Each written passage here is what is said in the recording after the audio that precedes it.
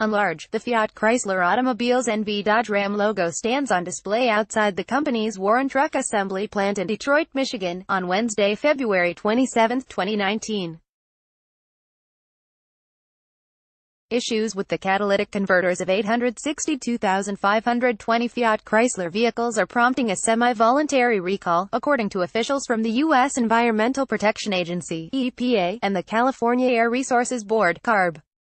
The vehicles in question include 2011 to 2016 model year Dodge Journey, 2011 to 2014 Chrysler 200, Dodge Avenger, 2011-2012 Dodge Caliber, 2011 to 2016 Jeep Compass, Patriot. The recall will be conducted in phases, with owners of older cars being notified first that they can bring their cars in to be fixed. The last phase is expected to begin in the fourth quarter of 2019. Unlike previous Fiat-Chrysler emissions recalls, these fixes require replacement parts. The recall is voluntary in most states, but in California, compliance with the recall is mandatory. That means owners of the above Dodge, Chrysler, and Jeep brand vehicles won't be able to register their cars in the Golden State without returning them for the necessary fixes.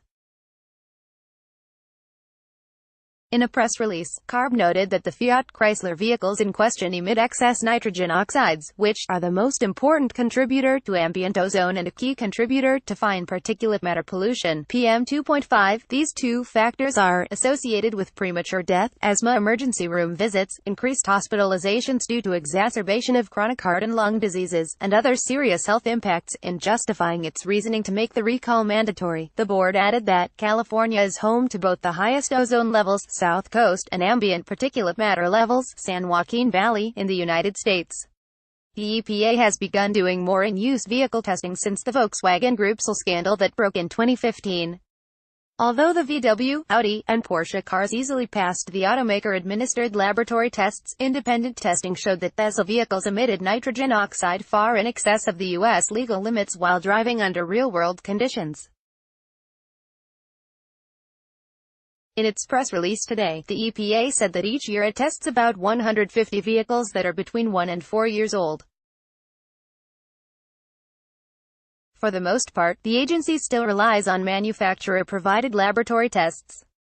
Fiat-Chrysler's recall follows on another emissions issue that the company had with more than 100,000 self-powered trucks and SUVs.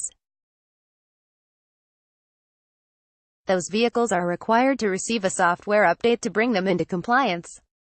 In January, Fiat-Chrysler agreed to pay more than $300 million in a settlement related to the illegal pollution emitted by the non-compliant trucks and SUVs, as